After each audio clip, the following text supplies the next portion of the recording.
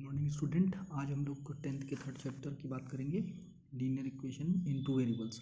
ये चैप्टर आपका 9th से कंटिन्यू होकर यहाँ पे आ रहा है। 9th में आपने लीनियर इक्वेशन का स्टैंडर्ड फॉर्म पढ़ा था, उसका ग्राफ ड्रॉ करना सीखा था। लीनियर इक्वेशन में अगर आप कुछ वैल्यूज़ डालते हो तो वो उसको सेटिस्फाई करती हैं कि नहीं, एक्स वाई की प्लेस पे कुछ वैल्यू डालते हो तो वो उसको सेटिस्फाई करती है कि नहीं, ये भी आपने सीखा था। सोल्यूशन निकालना मतलब एक्स या वाई की किसी एक की वैल्यू पुट करके दूसरे की वैल्यू उसके करस्पॉन्डिंग फाइंड करना, ये सब सीखा था। साथ साथ कुछ वर्ड प्रॉब्लम थी जिसकी हेल्प से आपने लीनियर इक्वेशन को फॉर्म किया था। यहाँ पर आप लोग जो पढ़ने वाले हो वो बेसिकली 9 से ही कंटिन्यू हो रहा है। तो सबसे पहले जनरल फॉर्म होता है लीनियर इक्वेशन का, A X plus B Y plus C equal to zero. A B C सारे रियल नंबर्स होते हैं, कांस्टेंट की तरह होते हैं। ए और बी दोनों जीरो नहीं होते। अब यहाँ जो आपको डील करनी पड़ेगी 10th में आके जिस टॉपिक से, वो है सिस्टम ऑफ लीनियर इक्वेशन। अगर आपके पास एक से ज़्यादा लीनियर इक्वेशन एक ही जगह पर आ जाती है तो वो सिस्टम क्रिएट कर देती है। तो यहाँ पर हमको दो वेरिएबल वाली दो इक्वेशन का एक सिस्टम लेना होगा और उसको सॉल्व करना होगा। सॉल्व करने का मतलब, सोल्यूशन का मतलब आप लोग समझते हो कि एक्स वाई की वो वैल्यू फाइंड करना जो कि दोनों इक्वेशन को एक साथ सेटिस्फाई करेगी। सेटिस्फाई करने का क्या मतलब है कि एक्स वाई की जो वैल्यू आप फाइंड करोगे उसको अगर आप फर्स्ट इक्वेशन में एक्स वाई की प्लेस पे या सेकंड इक्वेशन में एक्स वाई की प्लेस पे रखोगे तो राइट हैंड साइड जो है आपको मिलेगा। तो ये कैसे होगा, सोल्यूशन कैसे निकलेगा, मेथड क्या है, वो सारी चीज़ें हम देखेंगे।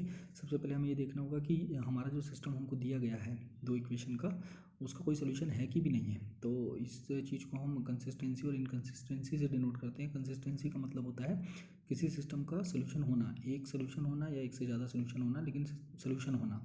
और इनकंसिस्टेंसी का मतलब होता है उस सिस्टम का कोई सोल्यूशन ना होना। तो ये सबसे पहले आपको चेक करना आना चाहिए। इसकी एक टेबल होती है, वो टेबल को आप फॉलो करोगे, यहाँ से 1 मार्क का क्वेश्चन आता है। तो उसके लिए आपको कुछ रेशियोज फाइंड करने पड़ेंगे। रेशियो कहाँ से निकलेंगे, आपके जो दोनों इक्वेशन आपको गिवन रहेंगे उसमें एक्स वाई और जो कांस्टेंट टर्म है इनके जो कोफिशिएंट होते हैं वन वी1 सी1, और सेकंड वाली इक्वेशन में एक्स वाई और जो कांस्टेंट टर्म है उसके जो कोफिशिएंट होंगे a2 b2 और c2, इनका आपस में रेशियो निकाल के देखना होगा। अगर a1/a2 b1/b2 के इक्वल नहीं आता है तो जो सिस्टम है वो कंसिस्टेंट होगा, मतलब इसका सोल्यूशन होगा। कितने सोल्यूशन होंगे, यूनिक सोल्यूशन होगा, एक ही सोल्यूशन होगा, मतलब एक एक्स की वैल्यू और एक वाई की वैल्यू जो दोनों इक्वेशन को सेटिस्फाई करेगी। और ग्राफिकल नेचर, अगर इस केस में अगर आप ग्राफ ड्रॉ करते हो दोनों लाइन का तो दोनों लाइन एक दूसरे को एक पॉइंट पे इंटरसेक्ट करेंगे, जिस पॉइंट पे इंटरसेक्ट करेंगी वही आपका सोल्यूशन होगा। तो ग्राफिकल नेचर लाइन का क्या हो जाएगा, इंटरसेक्टिंग लाइन्स। सिमिलरली अगर a1/a2 b1/b2 के इक्वल आ जाता है और ये दोनों c1/c2 के इक्वल नहीं आते हैं तो आपका सिस्टम इनकंसिस्टेंट हो जाएगा। इस समय इसका कोई सोल्यूशन नहीं होगा। और दोनों लाइन के ग्राफ अगर आप प्लॉट करोगे तो वो पैरेलल लाइंस मिलेंगी आपको। सिमिलरली अगर ये तीनों रेशियो इक्वल हो जाते हैं, a1/a2 is equal to b1/b2 is equal to c1/c2, then system consistent हो जाएगा। इसके इनफाइनाइट मेनी सोल्यूशन हो गए और दोनों जो इक्वेशन है उनकी एक ही लाइन मिलेगी आपको, कोइंसिडेंट लाइन मिलेंगी।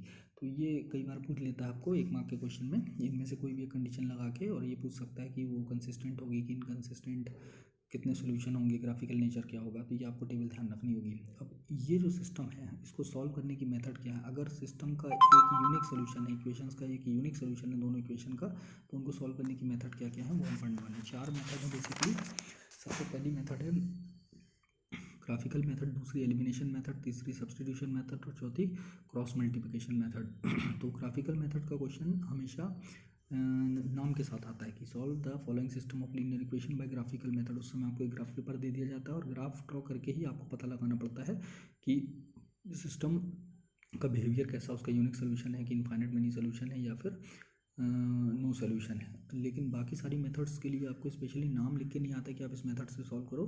तो आपको इन चारों मेथड में से ग्राफिकल मेथड तो पर्टिकुलर बनना ही चाहिए, और ये जो बाकी बची 3 मेथड है इनमें से कोई 2 मेथड आपको प्रैक्टिस में होना चाहिए ताकि आप इससे रिलेटेड वर्ड प्रॉब्लम आएंगी, जब लीनियर इक्वेशन से रिलेटेड वर्ड प्रॉब्लम आएंगी तो उसको आप इजीली सॉल्व कर पाओ। तो 1 बाय 1 हम चारों मेथड डिस्कस करेंगे। ग्राफिकल मेथड सबसे आखिरी में करेंगे। सबसे पहले एलिमिनेशन मेथड।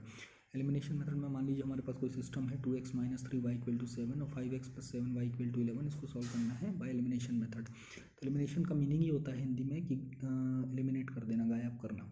तो दोनों इक्वेशन को आपको इस तरह से सॉल्व करना होगा कि कोई एक वेरिएबल x या y में से कोई एक वेरिएबल एलिमिनेट हो जाए। ये आपको डिसाइड करना है कि आपको किस वेरिएबल को एलिमिनेट करना है। मान लीजिए कि आप x को एलिमिनेट करना चाहते हैं, तो जिस वेरिएबल को आप एलिमिनेट करना चाहते हैं उस वेरिएबल का कोफिशिएंट दोनों टर्म में सेम होना चाहिए। अभी हम देख रहे हैं कि फर्स्ट टर्म में x का कोफिशिएंट 2 है, सेकंड टर्म में 5 है, दोनों सेम नहीं है, तो पहले इनको सेम करना होगा। और फिर उसके बाद क्या करना हो हम देखेंगे। तो सेम करने के लिए क्या करना होता है कि सेकंड इक्वेशन में एक्स का जो कोफिशिएंट होता है उसको फर्स्ट में मल्टीप्लाई कर देते हैं, और फर्स्ट इक्वेशन में एक्स का जो कोफिशिएंट होता है उसको सेकंड में मल्टीप्लाई कर देते हैं। लेकिन ये ध्यान रखें मल्टीप्लिकेशन के पहले कि कोफिशिएंट का साइन जो होता है वो मल्टीप्लाई नहीं होता। जैसे मान लीजिए कि अगर यहाँ पर एक्स का कोफिशिएंट 5 है और वो -5 होता है तो हम -5 से मल्टीप्लाई नहीं करते, केवल 5 से, मतलब कोफिशिएंट की वैल्यू से मल्टीप्लाई करते हैं, उसके साइन से नहीं। तो हम क्या करेंगे, इक्वेशन 1 को 5 से मल्टीप्लाई कर देंगे और इक्वेशन 2 को 2 से मल्टीप्लाई कर देंगे। तो मल्टीप्लाई करने के लिए आप पहले ब्रैकेट में डाल दोगे इक्वेशन को, और जिस चीज़ से मल्टीप्लाई कर रहे हो उसको साइड में लिखोगे। सिमिलरली सेकंड इक्वेशन को ब्रैकेट में डाल दोगे, जिस चीज़ से मल्टीप्लाई कर रहे हो उसको साइड में रखोगे। अब ये जो मल्टीप्लिकेशन है, जब ब्रैकेट ओपन होगा तो ये दोनों साइड होगा, लेफ्ट साइड भी राइट साइड भी, जितनी टर्म है सब में हो जाएगा। 5 2 = 10x, 5 3 = 15y, 5 7 = 35। सिमिलरली 2 से जब आप मल्टीप्लाई करोगे 2 5 = 10x, 2 7 = 14y, 2 11 = 22। तो इस तरीके से आपके पास ये दो नई इक्वेशन मिल गई 3 और 4। अब देखिए दोनों इक्वेशन में एक्स के जो कोफिशिएंट है या एक्स वाली जो टर्म है वो सेम हो गई। अब इनको आपको एलिमिनेट काटना है, अलग करना है।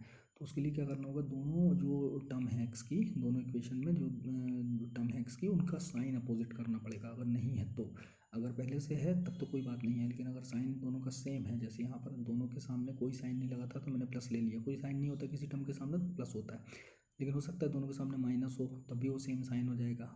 तो अगर दोनों टर्म जो कि आपको हटानी है दोनों इक्वेशन से, तो उसके सामने का साइन अगर सेम है तो फिर उसको आपको अपोजिट करना होगा। अपोजिट करने के लिए कुछ नहीं करना पड़ता, ये जो थर्ड इक्वेशन है उसमें से फोर्थ को माइनस करना पड़ता है। उसके लिए भी आपको माइनस करके पूरा नहीं लिखना पड़ता, नीचे वाली इक्वेशन के साइन चेंज कर देते हैं तीनों टर्म के। तो चूंकि यहाँ पर जो गायब होने वाली एलिमिनेट होने वाली टर्म एक्स है और उसके सामने का साइन सेम है, that's why we can change the sign of second equation. तो सबसे पहले ये प्लस है तो हम इसको कर देंगे माइनस, फिर ये प्लस है तो माइनस, और ये 22 के सामने कुछ नहीं लिखा तो प्लस, तो ये माइनस। इस तरीके से नीचे वाली इक्वेशन में जो अब साइन यूज़ होंगे वो होंगे माइनस प्लस माइनस। तो अब देखो कि 10x ऊपर वाली इक्वेशन में प्लस हो गया, नीचे वाली इक्वेशन में माइनस हो गया, दैट्स वाई ये दोनों कैंसिल हो जाएंगी। तो ये दोनों कैंसिल हो जाएंगी। अब 15 के सामने माइनस है और यहाँ 14 के सामने माइनस, ये दोनों ऐड हो जाएंगे। -29y, 35 के सामने प्लस है और 22 के सामने माइनस है, दैट इज ये सब्ट्रैक्ट हो जाएंगे तो 13। तो यहाँ से y की वैल्यू आप शिफ्टिंग करके निकाल लोगे -13/29। तो अगर ये दोनों जो टर्म आपने सेम की थी दोनों इक्वेशन में एक्स वाली, अगर इनके सामने का साइन अपोजिट होता, मान लीजिए यहाँ प्लस होता और एक माइनस होता, तब फिर नीचे का साइन चेंज नहीं करते, डायरेक्ट ऐड कर देते तो कैंसिल हो जाती। तो ये ध्यान रखें कि जब आप दोनों साइन सेम होंगे तभी आप नीचे का साइन चेंज करोगे, मतलब उस प्रोसेस को हम बोलते हैं सब्ट्रैक्ट इक्वेशन 4/3। और अगर आप साइन चेंज नहीं कर रहे हो, एक प्लस एक माइनस पहले से ऑलरेडी है, तो आप लिखोगे ऐड 3 और 4। तो ये y की वैल्यू जो आई आपके पास, इस y की वैल्यू को आप इक्वेशन 1 या 2 कहीं पे भी y की प्लेस पे रख सकते हो। तो मान लीजिए हमने उसको y की प्लेस पे रख दिया पहली इक्वेशन में, तो 2x - 3 × -13/29 = 7, माइनस माइनस मल्टीप्लाई होकर प्लस हो जाएगा, 2x + 39/29 = 7। फिर एलसीएम वगैरह लेके सिंप्लीफाई करके x की वैल्यू निकाल देंगे तो वो आ जाएगी 82/29। तो x की वैल्यू 82/29 और y की वैल्यू -13/29। ये इस इक्वेशन का या सिस्टम का जो है सोल्यूशन हो गया, यूनिक सोल्यूशन हो गया। अब अगर आपको चेक करना है कि आपका सोल्यूशन ठीक है कि नहीं, तो आप ये जो एक्स वाई की वैल्यू आई है इसको इक्वेशन 1 या 2 में कहीं पे भी आप एक्स और वाई की जगह लेफ्ट साइड पे डालोगे तो आपको राइट साइड मिलेगा। तो ओवरऑल प्रोसेस क्या हुई, जो भी इक्वेशन आपको दी हुई है दोनों, उन दोनों इक्वेशन में सबसे पहले आप किसको एलिमिनेट करना चाहते हो, आप डिसाइड कर लो, एक्स को कि वाई को। फिर जिसको आपको एलिमिनेट करना है उसके कोफिशिएंट को आप सेम करो। उसकी प्रोसेस क्या है कि सेकंड इक्वेशन में एक्स का जो कोफिशिएंट है उसको फर्स्ट से मल्टीप्लाई कर दो, और फर्स्ट इक्वेशन में एक्स का जो कोफिशिएंट है उसको वाई से मल्टीप्लाई, सेकंड इक्वेशन से मल्टीप्लाई कर दो। अगर आप एक्स को एलिमिनेट करना चाहते हो तो वाई को एलिमिनेट करना चाहते हो तो यही काम आप वाई के लिए करोगे। सेकंड इक्वेशन में वाई का जो कोफिशिएंट है उसको फर्स्ट में मल्टीप्लाई कर दोगे, फर्स्ट इक्वेशन में वाई का जो कोफिशिएंट है उसको आप सेकंड में मल्टीप्लाई कर दोगे। तो इस तरह से वाई वाली टर्म के कोफिशिएंट सेम हो जाएंगे। तो यहाँ मैंने एक्स के लिए किया ये काम, तो यह आया 10x - 15y = 35 और 10x + 14y = 22। अब चूँकि हमारे पास 10 जो एक्स वाली टर्म है वो सेम हो गई दोनों इक्वेशन में, और हमको इसको काटना है, कैंसिल करना है, तो हमको इनके सामने के साइन को चेक करना होगा। अगर दोनों साइन सेम है, प्लस प्लस है या माइनस माइनस है, तो माइनस माइनस है, तो ऊपर वाली इक्वेशन में से नीचे वाली इक्वेशन को माइनस कर दोगे, सब्ट्रैक्ट कर दोगे। और सब्ट्रैक्ट करने के लिए क्या करोगे, नीचे वाली इक्वेशन में तीनों टर्म के जो साइन है वो चेंज कर दोगे, एंड देन फिर आप उनको टर्म्स को सॉल्व कर दोगे।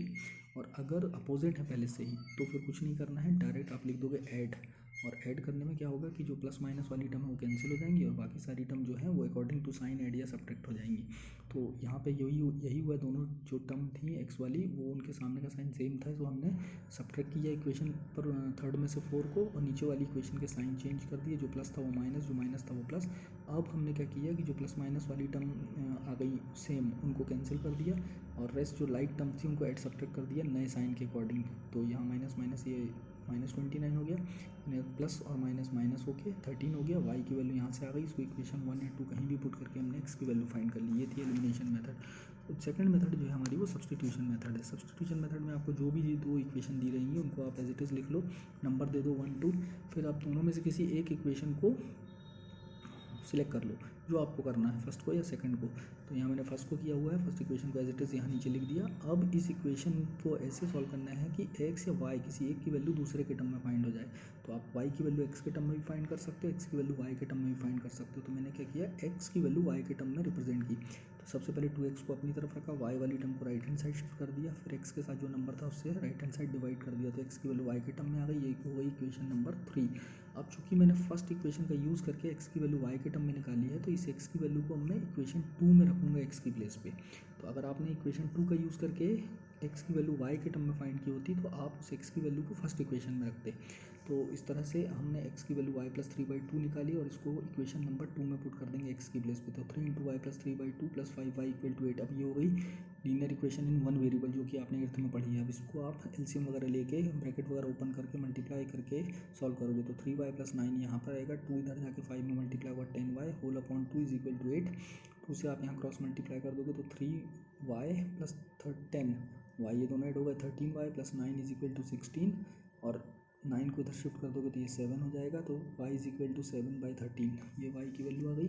अब इस y की वैल्यू को आप इक्वेशन 1 2 या 3 कहीं भी यूज़ कर सकते हो एक्स की वैल्यू निकालने के लिए। सबसे आसान होता है तो थर्ड इक्वेशन आपने बनाई वहाँ पर आप y की वैल्यू पुट कर दो। तो मैंने यहाँ पर y की वैल्यू 7/13 इक्वेशन नंबर 3 में पुट कर दी, उससे x की वैल्यू कैलकुलेट कर दी, x की वैल्यू आ गई 28/13 और y की वैल्यू 3/13। तो इस तरीके से आपको सब्स्टिट्यूशन मेथड और एलिमिनेशन मेथड से रिलेटेड कुछ क्वेश्चन मैं आपको इस वीडियो के बाद भेजूंगा, उसको आपको सॉल्व करना है और प्रैक्टिस करना है, क्योंकि ये मेथड बनेगी तभी आप वर्ड प्रॉब्लम सॉल्व कर पाओगे। वर्ड प्रॉब्लम में आपको क्या होगा, एक वर्ड प्रॉब्लम दे दी जाएगी और उससे आपको इक्वेशन फॉर्म करनी पड़ेगी और फिर उसको सॉल्व करना पड़ेगा। तो सॉल्व करने के लिए मेथड तो आनी चाहिए, तो कम से कम एलिमिनेशन और सब्स्टिट्यूशन मेथड की प्रैक्टिस आपको अच्छे से होना चाहिए। इस वीडियो के बाद में ही मैं आपको 5 या 7 क्वेश्चन भेजूंगा, उसको आप सॉल्व करके देखोगे और आपकी जो बुक है उसमें भी एलिमिनेशन और सब्स्टिट्यूशन और क्रॉस मल्टीप्लिकेशन इस तरीके से और ग्राफिकल सारी मेथड के अलग अलग एक्सरसाइज दी हुई। तो आप पहले वो एक्सरसाइज सॉल्व करोगे जिसमें एलिमिनेशन और सब्स्टिट्यूशन मेथड यूज़ हो रही है, लेकिन अभी वर्ड प्रॉब्लम सॉल्व नहीं करोगे। वर्ड प्रॉब्लम का सेक्शन हम एक साथ सॉल्व करना सीखेंगे, तो इसकी प्रैक्टिस करोगे आप लोग। और अभी फ़िलहाल मेरे को सीखोगे कि कैसे सॉल्व करना है। Thank you.